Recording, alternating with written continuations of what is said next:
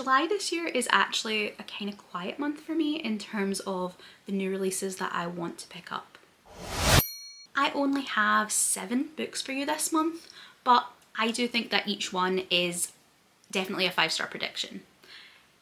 That being said, I am always looking for more to add to my TBR, so if you have any July releases that I've managed to miss out, then please leave them in the comments below and I can check them out.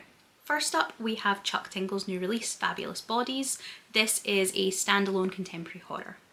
I really enjoyed Bury Your Gaze, and I enjoyed Lucky Day, but wasn't quite as hooked by it. I always am intrigued by Chuck Tingle's premises, and he does, I think, sit right on that line that between horror I'm comfortable with and just the other side. So I'm really hoping that this is one that's going to work for me. From the cover to the plot, this one sounds like a perfect summer read. Fashion influencer by day and grave robber by night, Poppy Stringer is on call when Eddie Michaels, a flamboyant, piano-playing rock star and queer icon, unexpectedly dies. All Poppy has to do is retrieve Eddie's body from the medical examiner's office, but what starts as a routine delivery quickly goes off course when Eddie wakes up. Poppy must fight for her life in a blood-soaked night of carnage and fabulous entertainment all across Palm Springs. Another author whose concepts continue to intrigue and blow me away is John Wiswell.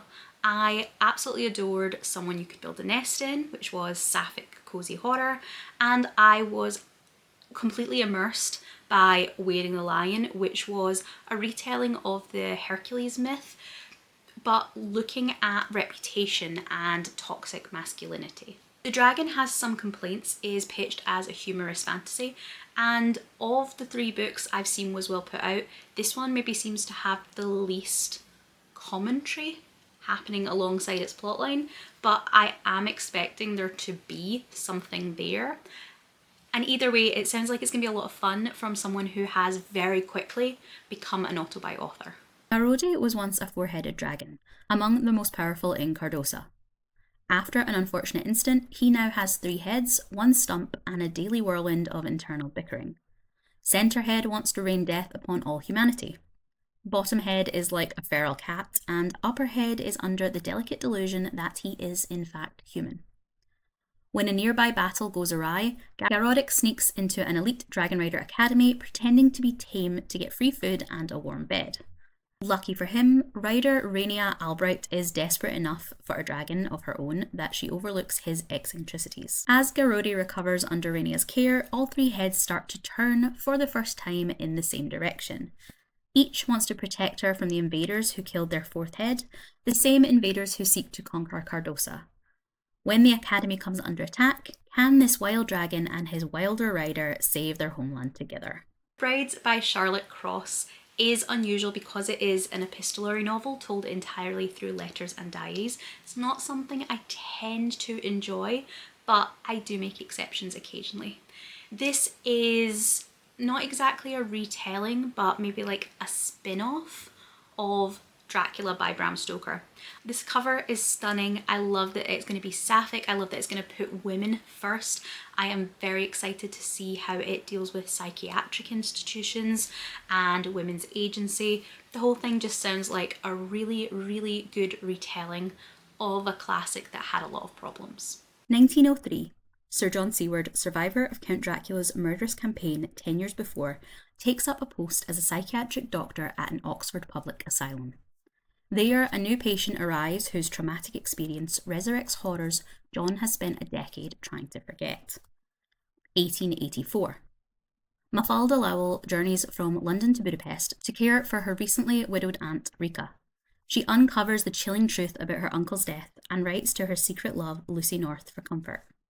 Chaperoned by former school friend Eliza and lady's maid Alice, Lucy travels across the continent to be with her beloved. Only Alice, beset by nightmares and terrifying visions, notices the strange black-clad man who seems to be following them wherever they go. When Eliza is struck down with a mysterious wasting illness, her doctor orders her to take the healing waters of Transylvania, a journey with devastating consequences. A Date with Death by Kelly Creagh is probably the most out there book for me personally on this TBR. It's the biggest wild card, but it has immediately grabbed me. This is about a Grim Reaper, or the Grim Reaper, who develops feelings for a children's librarian.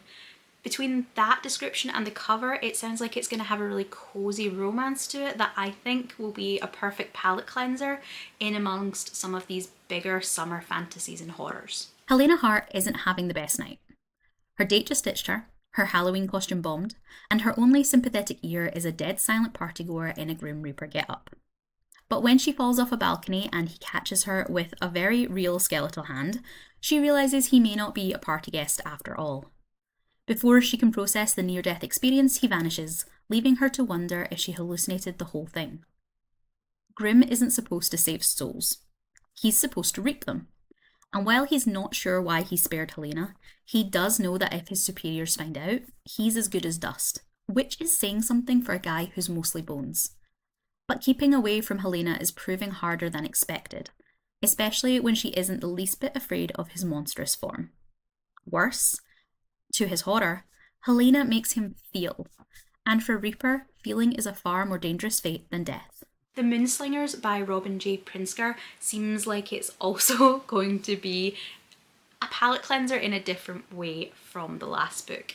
This is a cozy fantasy to the point where the subtitle is a cozy fairy tale, so it's definitely going to be giving us very low stakes, very summery, very lazy day vibes. This reminds me a tiny bit of the atmosphere and the vibe, but not the plot, of How to Lose a Goblin in 10 Days, which came out in January. I read it and absolutely adored it. I'm hoping I'm going to get the same here. I think this will be another one that is perfect for sitting out in the garden with, or potentially getting it as an audiobook and listening to it as I go out for a walk through the park. In a quiet glen beyond the reach of the railway lives a peculiar family who knows the best magic is the kind found in ordinary moments. When Ismay Gebhardt is dismissed from yet another teaching post after an unfortunate accident, which everyone survived, she accepts a last chance job as a private tutor in sleepy Glen Maidens village.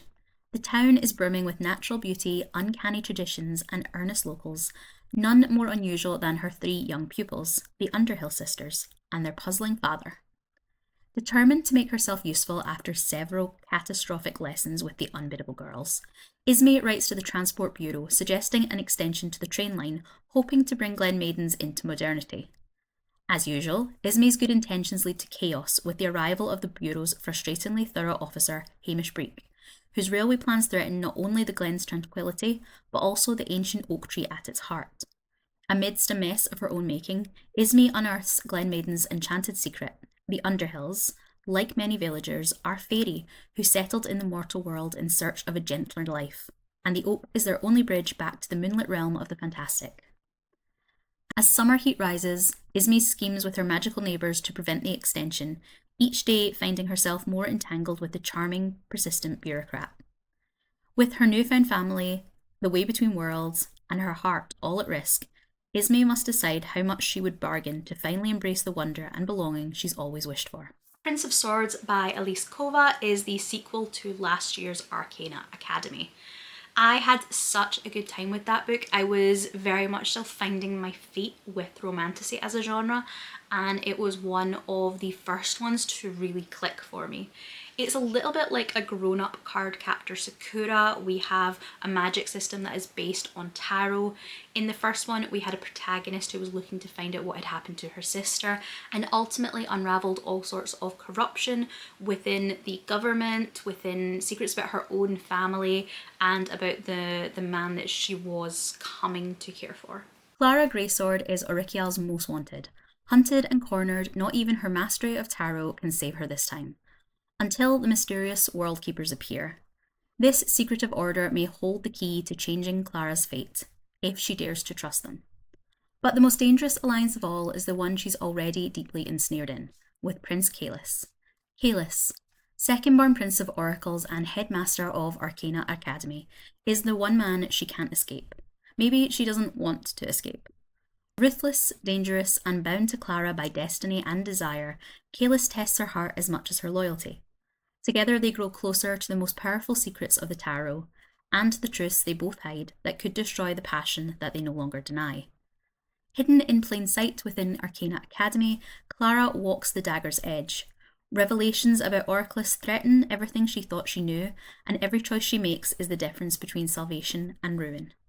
To change the world, Clara must risk everything: her power, her beliefs, and her heart. Henry Tudor Must Die by Jillian Laine looks like it is going to retell some of the Henry VIII history in a really fun and offbeat way. This is definitely giving me Six the Musical vibes, along with potentially something like My Lady Jane. Anne Boleyn is going to die, and neither her cleverness or her witchery can save her. So when her late rival, Catalina de Aragon, mysteriously appears in her cell at the Tower of London on the eve of her execution, very much alive and offering a daring escape plan, no one is more surprised than Anne. Lena doesn't have Anne's magic, but she has just as much hate for England's wretched king.